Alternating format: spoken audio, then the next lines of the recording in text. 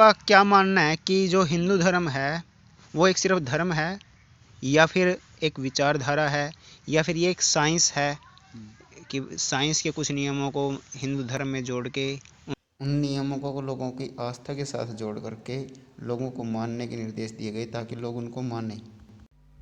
वैसे तो लोग मानते नहीं हैं। अब जैसे मैं आपसे कहूँ कि आपको इस बरगद के पेड़ को पालना है, इसकी पूजा करनी है, इसकी रक्षा करनी है, तो क्या आप ऐसा करोगे? क्या आप मेरा ऑर्डर मानोगे? नहीं मानोगे ना।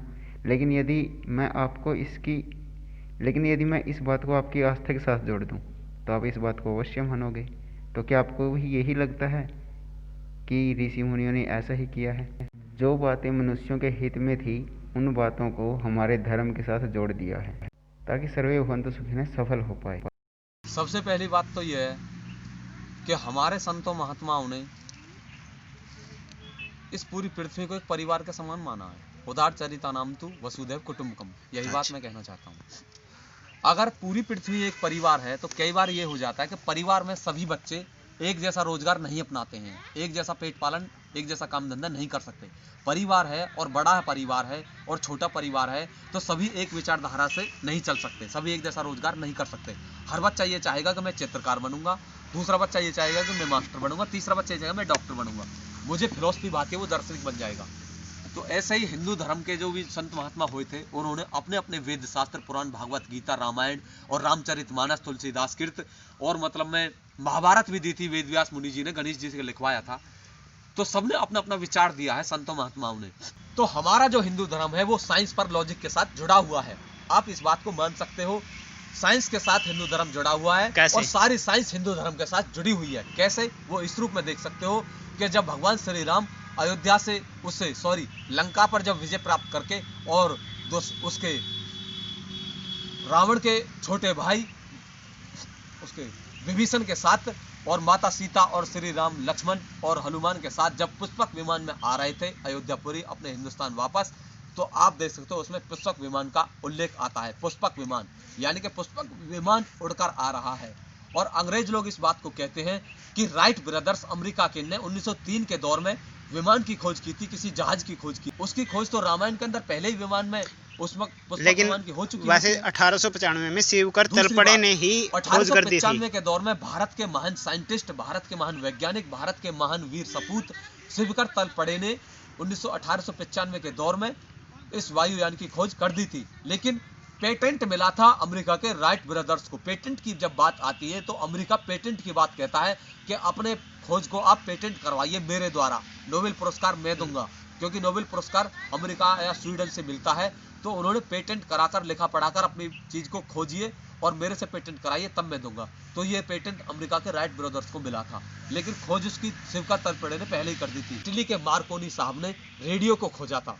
आप देख सकते हो कि महाभारत के युद्ध में संजय नाम का जो श्री धृतराष्ट्र जी का जो दूसरा भाई मान लीजिए या उनका सभासद मान लीजिए, उनके राजमहल में रहा करता संजय नाम के, उन्होंने दिव्य दृष्टि भगवान ने उनको पैदा की हुई थी। आप वो दिव्य दृष्टि टेलीविजन के द्वारा सारी महाभारत का हाल आप देख सकते हो। उन्हें घर बैठे राजमहल में ही वो दिल्ली में बैठे थे इंद्रप्रस्थ में। इंद्रप्रस्थ दिल्ली में बैठे थे और महाभारत हो रही थी कौरव पांडवों की कुरुक्षेत्र, कुरु नामक जगह पर कुरुक्षेत्र में महाभारत हो रही थी। सारा ज्ञान उनको दिल्ली इंद्रप्रस्थ में बैठे हुए संजय अपनी दिव्य दृष्टि से बता रहे थे। बार बार धृतराष्ट्र उससे पूछते हैं, बताइए संजय अब महाभारत के युद्ध में क्या हो रहा है? तो संजय उसको बता रहे थे कि ये हो रहा है महाभारत के युद्ध में, आप देख सकते हो। रही बात अब रेडियो की खोज अगर भारत के माइंड साइंटिस्ट अगर चाहते, श्री जे.सी. बोस साहब, जगदीश चंद्र बसु साहब अगर चाहते तो रेडियो की खोज भी कर सकते थे, लेकिन उनका झुकाव प्रकृति की तरफ था। वो रेडियो की खोज करते करते रेडियो को छोड़कर भौतिकवादी, हमारा देश पहले से नहीं है, हमारे साइंटिस्ट पहले से भौतिकवादी नहीं है, हमारा देश पहले से ही प्रकृतिवादी है और आध्यात्मिकवादी है। हमारे संतों महात्माओं के रास्ते पर हमारा देश के साइंटिस्ट भी चले हैं। जैसे हमारे चंद्रशेखर, श्री वेंकट रमन, सीवी रमन साहब ने कॉस्मिक किरणों की खोज की थी, वैसे ही श्री जगदीश चंद्र बसु साहब ने रेडियो की खोज ना करके संसार को यह ज्ञान दिया था कि इन पेड़ पौधों के अंदर भी आत्मा रहती है, इनको भी सर्दी लगती है, इनको भी गर्मी लगती है, इनको भी अगर आप काटो कुल्हाड़ी से दर्द इनको भी होता है कि आप किसी भी पेड़ को काट लेना, उसके आंसू अवश्य निकलते हैं। उसका एक पदार्थ, चिपचिपा पदार्थ निकलता है, समझ लो वो पेड़ के आंसू निकल रहे हैं। तो संसार को ये बात बताई थी हमारे जगदीश चंद्र बसु साहब ने, जेसी बोस साहब ने। तो उनकी इस बात से खुश होकर अंग्रेजों की संस्था royal academy of America, royal academy of Britain ने, रॉयल एकेडमी ऑफ ब्रिटेन की रॉयल सोसाइटी ने उनको नोबेल प्राइज और उनको प्राइज दिया था, उस समय पे उपहार दिया था ब्रिटेन के लंदन के अंदर। उनको सम्मानित किया गया था जगदीश चंद्र बसु साहब को, जेसी बोस साहब को, क्योंकि उन्होंने संसार को ये बताया था अपने एक फॉर्मूला के द्वारा, अपनी खोज के द्वारा। क्रेस्कोग्राफ का उन्होंने खोज किया था और उसको सारी दुनिया ने माना था कि हाँ, पेड़ पौधों को भी सर्दी गर्मी और बुखार जुकाम होता है और इनको भी दर्द लगता है। तो वीडियो कॉल के बारे में मैंने आपको बता दिया है कि संजय ने दिव्य दृष्टि दी थी, महाभारत के युद्ध में टेलीविजन की खोज कर दी थी, लेकिन लोग कहते हैं कि पेटेंट मिला था अमेरिका या किसी भी देश के जॉन एल बेयर्ड को, या इटली के मार्कोनी ने रेडियो की खोज की थी तब। और तो आप देख सकते हो ऑडियो कॉल की बात भी और वीडियो कॉल की बात भी हिंदुस्तान के, भारत के ऋषि मुनियों के द्वारा महाभारत, भागवत गीता, रामचरितमानस, रामायण में सारे दृष्टांत आपको मिल जाएंगे। कोई भी खोज जो संसार के अंग्रेज संसार में कर रहे हैं सबसे पहले, वो हिंदुस्तान में पहले ही दृष्टांत रूप दिखाया गया। फर्क इतना है कि हम लोगों ने अपने ज्ञान को जागृत नहीं किया और उन लोगों ने उस चीज को जागृत फार्मूला सहित सारे संसार को दृष्टांत के द्वारा दिखा दिया। यानी आप ये कहना चाहते हैं कि यदि आज से 200 वर्ष पहले हमारे बुजुर्गों को कहा जाता है इस ऑडियो कॉल के बारे में कि ऐसे ऑडियो कॉल हुआ करती थी कि फर्स्ट पर्सन किसी थर्ड पर्सन के साथ बात कर रहा है और सेकंड पर्सन को, बीच वाले पर्सन को पता ही नहीं कि उनके बीच में क्या बातें हो रही हैं, तो उनके लिए ये बात मानना नामुमकिन था। उनको ये बातें पाखंड लग सकती थी, लेकिन फिर भी वो मानते थे, वो अलग बात है। लेकिन आज के ज़माने में अगर हमें कोई ये बात बताए तो ये आम बात है, जी हाँ बिल्कुल हो सकता होगा। और यदि वीडियो कॉल की बात आज से सिर्फ 10 वर्ष पहले भी हमें बताते कि ऐसा कुरुक्षेत्र इंद्रप्रस्थ में संजय बैठा था और कुरुक्षेत्र का वृतांत सुना रहा था, तो हम 10 साल पहले भी इस बात पर यकीन नहीं कर सकते थे। लेकिन आज ये वीडियो कॉल भी एक आम बात है।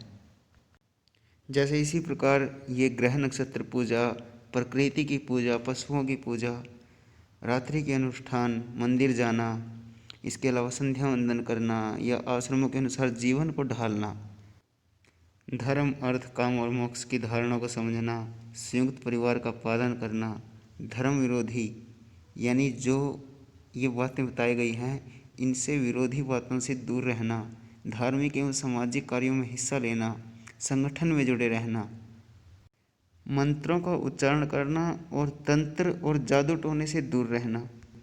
और उस समय ऋग्वेद, यजुर्वेद, सामवेद, अथर्ववेद के में जो लिखा गया है उसके अनुसार भौतिक विज्ञान, रसायन विज्ञान, जीव विज्ञान और आयुर्वेदिक विज्ञान की खोज करना।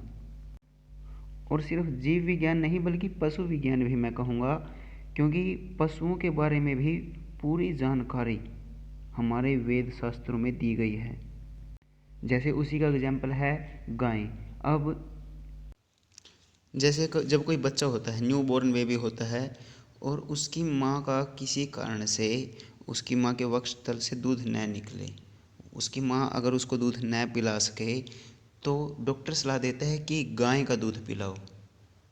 तो माँ के दूध की बजाय उस समय गाय का दूध को महत्वता दी गई है, भैंस के या बकरी के या किसी अन्य दूध को वहाँ पर महत्वता नहीं दी गई। लेकिन अलग अलग परिस्थितियों में अलग अलग जानवरों का हर एक जगह महत्व बताया गया है। वह सूर्य, चंद्रमा आदि ग्रहों, नक्षत्रों का भी विशेष महत्व बताया गया है। तो फिलहाल के लिए सिर्फ इतना ही। बने रहिए हमारे साथ। आगे आने वाली वीडियोस तक मैं रमन शर्मा साइनिंग ऑफ। धन्यवाद। जय हिंद। वंदे मातरम।